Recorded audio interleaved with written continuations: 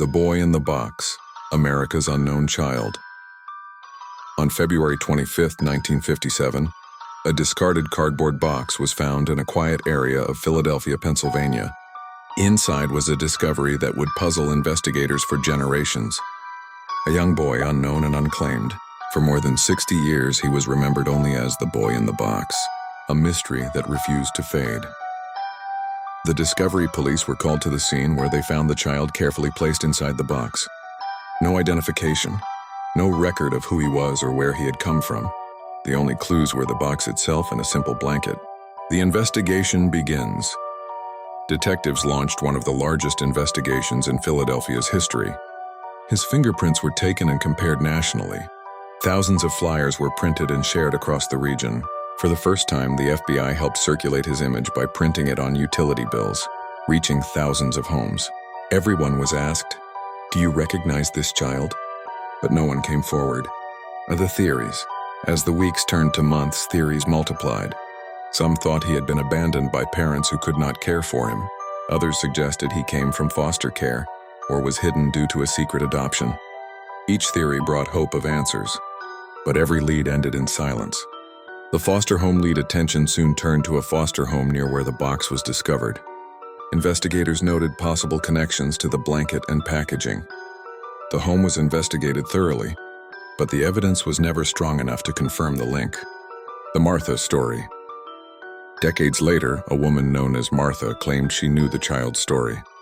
She described how he had lived in difficult circumstances before his death. Her account drew wide attention, but police could not find evidence to verify her words. The mystery deepened again. America's unknown child. With no answers, the boy in the box was buried without a name. Later, his remains were moved to a new resting place. A headstone was placed there with the words, "America's Unknown Child." Visitors from across the country came to leave flowers, toys, and messages. The child became a symbol of innocence lost and of investigators' determination to seek truth. The age of DNA. As science advanced, investigators returned to the case.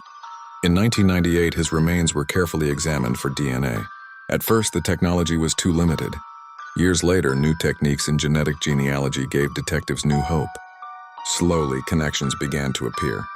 The breakthrough. In December 2022, after 65 years of searching, police finally revealed his name. He was Joseph Augustus Zarelli, born in 1953, just 4 years old when his life was cut short. Joseph had living relatives who were identified through DNA. For the first time, he was no longer unknown. The questions remain. Even with his name, the case is not closed. What happened to Joseph? Why was he left in such a way? And who was responsible for the choices that ended his life?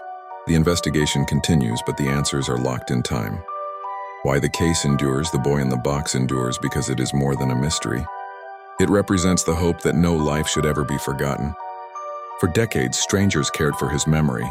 Police officers, journalists, citizens who visited his grave. They refused to let him vanish into history. The legacy today, Joseph rests under a headstone with his true name. His story is remembered not as an unsolved riddle, but as a testament to persistence. Though questions remain, his identity was finally restored. And his case inspired countless others to keep working on cold cases, no matter how much time has passed. Unsolved Joseph Augustus Zarelli has a name, but his story is still incomplete.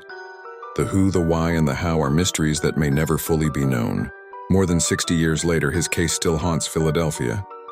The box is gone, the woods are silent, but the echoes of the mystery remain.